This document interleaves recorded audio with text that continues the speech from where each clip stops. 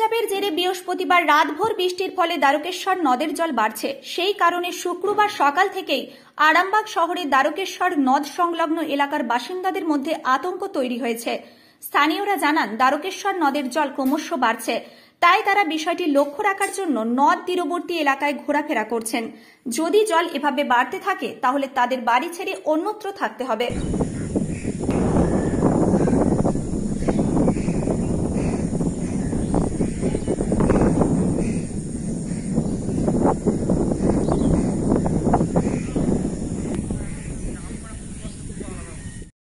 খুবই তো ভয়াবহ চিন্তায় রয়েছি, কেননা এইরকম তো বারে বারে তো বন্যা আসে, এসে মানুষের ঘর দুয়ার সব ডুবে যায়।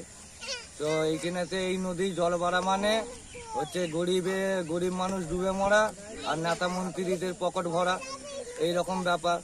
কেননা আমার আজকে ধরুন 28-29 বছর বয়সে আমি নানা করে 4-5 বছর দেখেছি এইরকমভাবে আমাদের এই কালীপুর জলের তলায় ঘর বাড়ি সব কলেজে আশ্রয় নিতে হয়েছে। অন্য অন্য জায়গায় দেখেছি বন্যা হলে সরকার থেকে কিছু টাকা পয়সা সাহায্য করে। আমাদের এই আরামবাগ যে নদী আছে, এতে কালীপুর ডুবে গেলে মাত্র কি সরকার থেকে পাওয়া যায় 1 ডিপে চিঁড়ে আর 50 গ্রাম গুড়, আদার্স কিছু পাওয়া যায় না। মানুষের ঘর ডুবে গেলে তাদেরকে কোনো সরকার থেকে সাহায্যও করে না, যা কিছু হয় নেতা মন্ত্রীদের পকেটে ঢুকে যায়। আর ওই 5 টাকার চিড়ে 5 টাকার গুড় খেয়ে সারাদিন জেগে জল দেখো আর মানুষের ঘরের ছাদে উঠে জল দেখতে হয়। এইটাই হচ্ছে। কবে থেকে জল বাড়তে শুরু করেছে? জল বাড়তে কাল থেকে আরম্ভ হয়ে। এখন কোন জায়গাতে আছে জল? এখন আমরা এই নদীর পাড়েতেই আছি। একটা খেলার মাঠ রয়েছে আমাদের। খেলার মাঠ বলতে ওই নদীর পাড়টাকেই মাঠ করে নিয়েছি ক্লাব থেকে। সরকার থেকে একটা মাঠও দেয়নি, কাউন্সিলরকে বলে বলে তার পায়ে ধরে ধরে আমরা গ্রামবাসীরা ছেলেরা সব আলা হয়ে গেছি, তার মাঠও একটা করে দেয়নি।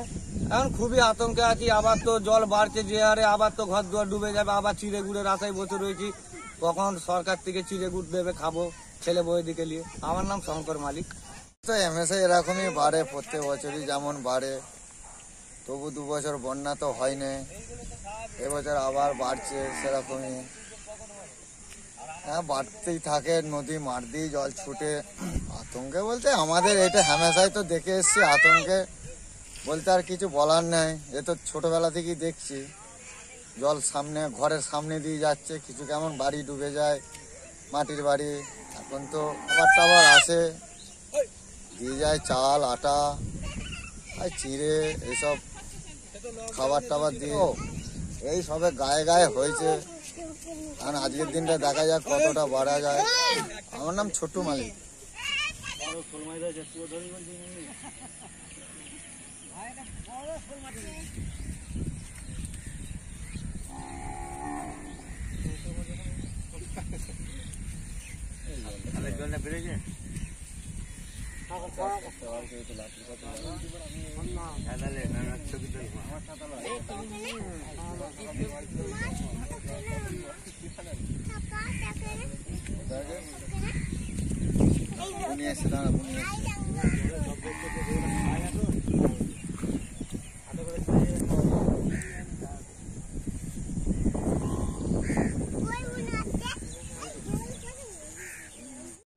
নিউনুর সোফা সেন্টার।